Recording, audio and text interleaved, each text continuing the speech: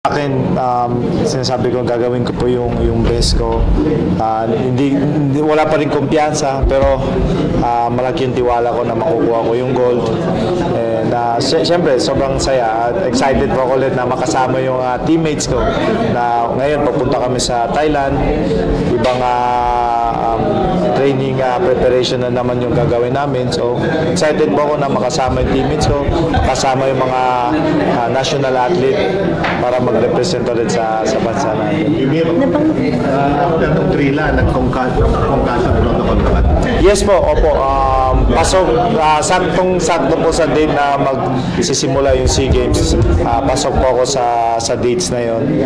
So, ngayon, so bale yung gagawin namin sa training preparation. So, wala mo nang medyo contact dahil nandun pa ako sa protocol, concussion protocol. So, more ang gagawin namin is more physical workout po. Ilang days yung protocol? Ilang days? 45 days. Yes po, 45 days na. Ano yung pinaka nag-push sa'yo na mag-SEA Games, lalo na nasa pro ka? Tapos nabanggit din nila na mahirap ka daw yung tawad. No, muna na po, syempre, sa schedule din ng laban ko. Next year po kasi, so siguro mga March pa yung laban ko. And then, perfect talaga yung time na mag-compete ako dito sa SEA Games dahil kumbaga continue yung preparation ko, continue yung training ko. At syempre, nagpapasalamat din po ako sa aking promoter, si Sean Gibbons and Sir Manny Pacquiao dahil pinayagan nila ako na makakompete po ulit dito sa SEA Games.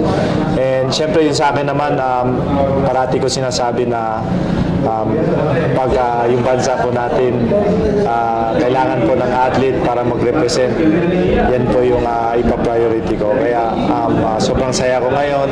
Proud po ako ulit na dala yung bandila, isa sa mga participants sa SEA Games. Iba ba yung kaba pag represent mo yung Philippines versus sa pro? Yes po, dito po kasi syempre marami po kayong mga athletes na kumbaga isa yung intention is makuha yung gold. Hindi naman gold, lahat gusto makakuha ng medal. So medyo pressure but I think same lang naman sa professional dahil Philippines naman din yung dala namin. You're as one of the veterans sa team na syempre may mga bagong kasama na first time mag-SEA Games. Ano yung advice mo na lang siguro sa kanila? Ako actually kami ni Wiljon maganda yung relasyon namin bilang isang kaibigan. So kami nag-uusap kami dalawa kung ano yung na-share niya sa akin as a professional boxer.